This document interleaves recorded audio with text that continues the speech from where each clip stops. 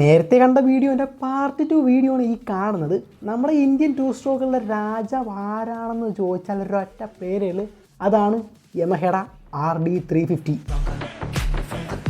പെർഫോമൻസും സ്റ്റൈലും സ്പീഡും എന്നിവയൊക്കെ കൊണ്ട് ഇന്ത്യക്കാരെ തലക്ക് കൈവപ്പിച്ച ഒരു മുതലാണ് ഈ കാണുന്ന വണ്ടി എന്ന് പറയുന്നത്. ഇതിനെപ്പറ്റി പറയാനാണെങ്കിൽ വാക്കുകളില്ല, അത് അനുഭവിച്ചറിയണം. നെക്സ്റ്റ് എന്ന് പറയുന്നതാണ് ഈ കാണുന്ന മുതൽ. നമ്മുടെ ഇന്ത്യയിൽ തദ്ദേശികമായി ഡെവലപ്പ് ചെയ്ത വാഹനമാണ് ഈ കാണുന്നത്. 156 cc കൊണ്ട് പവർ പെർഫോമൻസ് എന്നത് മാത്രമല്ല 2000 കാലഘട്ടങ്ങളിൽ നമ്മുടെ ഇന്ത്യക്കാരുടെ സ്വപ്നങ്ങളിൽ ഇവനുണ്ടായിരിക്കും. അതുമാത്രമല്ല നമ്മുടെ ഇന്ത്യൻ വാഹന നിർമ്മാതാക്കളിൽ ഒരു വിപ്ലവം കൊണ്ടുവന്ന മറ്റൊരു വാഹനമാണ് ഈ കാണുന്നത്. ഇനി പറയുവാണെങ്കിൽ ചിരകളിൽ വേഗതയുടെ തുടിപ്പെന്ന് പറയുന്നതാണ് ബജാജ് പൾസർ.